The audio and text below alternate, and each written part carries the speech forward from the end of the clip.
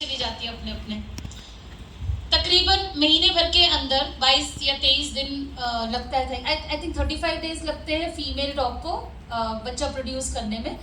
तो वो अपने 5-6 पिल्लों, आपको पता है कि जनरेशन काफ़ी होती है डॉगीज़ की, तो फीमेल डॉग की 5-6 बच्चे उसके साथ बेबी के साथ में चलते चलते चलो चलो हाथी मौसी से मिलने चले।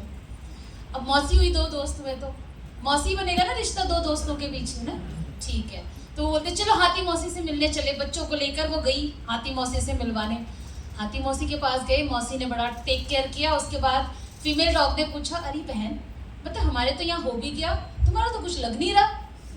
तो कहती है, do you think that you are really pregnant? उसने बोला हाँ हाँ मुझे पता है। हाथी ने जवाब दिया कि भी हाँ मुझे पता है, मैं प्रेग्नेंट हूँ।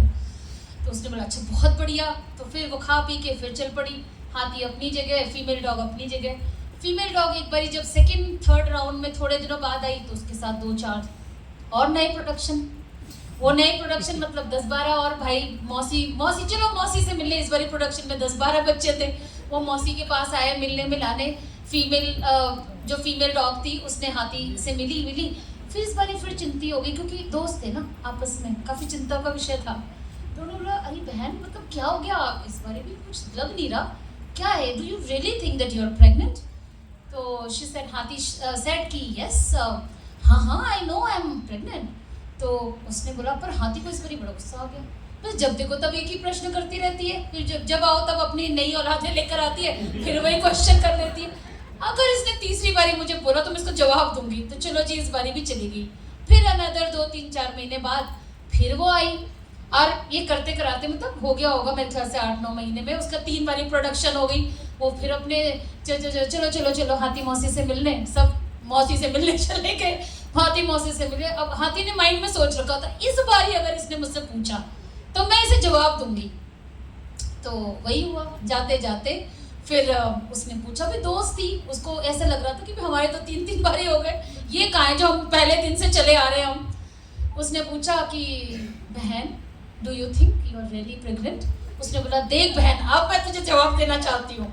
उसने बोला हाँ बता। उसने बोला I am not here to produce a normal thing, I am here to produce an extraordinary thing. हाथी का एक ही बच्चा होता है जो बहुत बेशकीमती होता है, कुत्ते के बच्चे की कोई वैल्यू नहीं होती है। सो कभी अगर आपकी सक्सेस में डिले हो रहा है और आपको ये लग रहा है कि मेरे साथ वाला ग्रो कर रहा है, तो पहली बात है हैप्पी हो जाइए, पहली बात okay congratulations. But second thing, मैं आपको 100% इस बात की गारंटी दे सकती हूँ कि भगवान ने आपके लिए बहुत बड़ी चीज़ के लिए बनाया है, आपको बहुत छोटी छोटी चीज़ों के लिए नहीं बनाया। एंड ये पेशेंस का गेम ना बहुत लंबा और बहुत फ्रूटफुल होता है। सो ऑलवेज रिमेंबर हाथी बहन और फीमेल डॉगी बहन, ठीक है। कभी किसी को प्रॉब्लम चल रही हो लाइफ में, कितने लोग हैं जो बहुत स्ट्रगल